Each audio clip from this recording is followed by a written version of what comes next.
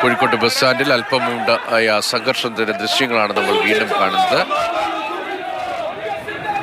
Chevayur service സഹകരണ ബാങ്കിൽ ജനാധിപത്യ ധ്വംസനം സംഭവിച്ചു. വോട്ടർമാരെ വോട്ട് ചെയ്യാൻ അനുവദിക്കാത്ത പോലീസും CPM-ഉം പ്രവർത്തിച്ചു എന്നാരോപിച്ചുകൊണ്ടാണ് കോഴിക്കോട് ജില്ലയിൽ ഇന്ന് കോൺഗ്രസ് ഹർത്താലിന് ആഹ്വാനം ചെയ്തത്. സാധാരണ ഒരു ഞായർ ദിനം എന്ന പോലെ തന്നെയായിരുന്നു കോഴിക്കോട് ജില്ലയിൽ കാര്യങ്ങൾ എന്നാണ് രാവിലെ ഞങ്ങളുടെ റിപ്പോർട്ടർമാർ നൽകിയ വിവരം. എങ്ങും അക്രമ സംഭവങ്ങൾ ഉണ്ടായിരുന്നില്ല, വാഹനങ്ങൾ തടയുന്നുണ്ടായിരുന്നില്ല, കടകൾ തുറന്ന് പ്രവർത്തിക്കുന്നുണ്ടായിരുന്നു. മാത്രമല്ല വ്യാപാരി വ്യവസായി ഏകോപനസമിതി കടകൾ തുറക്കുമെന്ന് ഇന്നലെ ഹർത്താലാഹ്വാനം വന്നതിന് പിന്നാലെ അറിയിക്കുകയും ചെയ്തു. അതിൻ്റെ ഭാഗമായി കടകൾ തുറന്ന് പ്രവർത്തിക്കുകയും ചെയ്യുകയായിരുന്നു. പക്ഷേ 11 മണിയോടുകൂടി കോഴിക്കോട് നഗരഹൃദയത്തിലുള്ള mofussil bus stand, private bus സ്റ്റാൻഡിൽ നേരിയ സംഘർഷം ഉടലെടുക്കുകയായിരുന്നു. ബസ് തടയാൻ യൂത്ത് കോൺഗ്രസ് പ്രവർത്തകരുടെ ഭാഗത്തുനിന്ന് ശ്രമമുണ്ടായി. ഒരു യൂത്ത് കോൺഗ്രസ് പ്രവർത്തകനെ സംഘടിച്ചെത്തിയ ബസ് ജീവനക്കാർ തള്ളി പുറത്താക്കുന്നതൊക്കെ നമ്മളന്ന് നേരത്തെ ദൃശ്യങ്ങളിൽ കണ്ടതാണ്. അതേസമയം ബസ് തടയാനുള്ള ശ്രമവും അവിടെ നടക്കുന്നുണ്ടായിരുന്നു. നേരിയ കയ്യാങ്കളിയിലേക്ക് കാര്യങ്ങൾ പോകും എന്ന ഘട്ടത്തിൽ പോലീസിൻ്റെ ഇടപെടൽ നമ്മൾ കണ്ടതാണ്. അതിന് പിന്നാലെയാണ് കൂടുതൽ യൂത്ത് കോൺഗ്രസ് പ്രവർത്തകർ ഒഫീഷ്യൽ ബസ് സ്റ്റാൻഡ് പരിസരത്തേക്ക് സംഘടിച്ചെത്തുകയും വലിയ വാക്കേറ്റവും സംഘർഷത്തിൻ്റെ അന്തരീക്ഷമൊക്കെ രൂപപ്പെട്ടത്. അതിന് തൊട്ടു പിന്നാലെ DCCയുടെ നേതൃത്വത്തിൽ പ്രതിഷേധ മാർച്ചും എത്തുകയായിരുന്നു. തുറന്നു വച്ചിരിക്കുന്ന കടകളൊക്കെ അടപ്പിക്കുന്ന സ്ഥിതിയും ഉണ്ടായി. CK വിജയൻ തുടരുന്നുണ്ട് വിവരങ്ങളുമായി. ഇപ്പോൾ രാഹുൽ KVയും ഉണ്ട്. CKയിലേക്ക്. CK, ഇപ്പോൾ കാര്യങ്ങൾ സമാധാനത്തിലേക്ക് എത്തിയോ?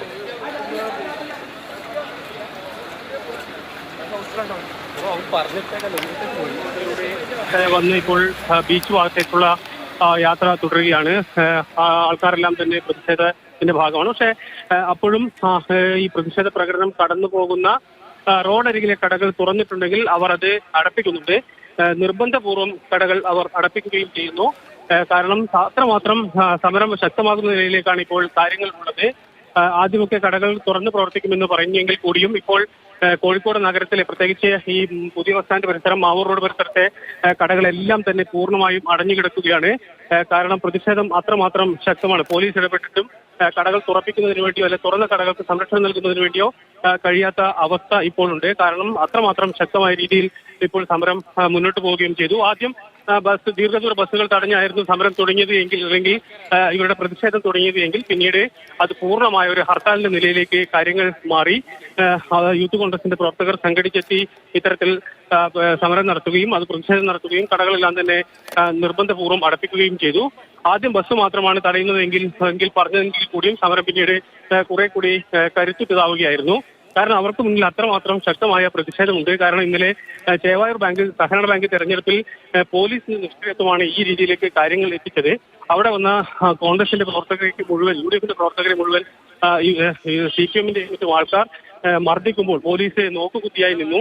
വോട്ട് ചെയ്യാൻ കോഴിക്കോട് MP MK രാഘവൻ ഉൾപ്പെടെയുള്ളവരുടെ പ്രതിഷേധമൊക്കെ നമ്മൾ കണ്ടതാണ്.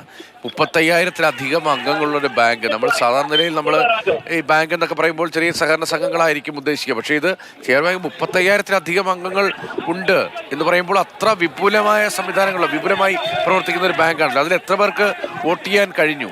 ഈ കോൺഗ്രസ് ഉന്നയിക്കുന്ന ആരോപണത്തിൽ കഴമ്പുണ്ടോ? പ്രാഥമികമായി നമ്മളിങ്ങനെ കാര്യങ്ങൾ വിശകലനം ചെയ്യുമ്പോൾ പ്രത്യക്ഷത്തിൽ നമ്മളെ ഇന്നലെ തന്നെ ദൃശ്യങ്ങളിലും മറ്റും കണ്ടതാണ്. കാരണം വോട്ട് ചെയ്യാൻ വരുന്ന ആൾക്കാരെ ഒരു വിഭാഗം ആൾക്കാർ തടഞ്ഞു വെക്കുകയും തിരിച്ചയക്കുകയും ചെയ്തു.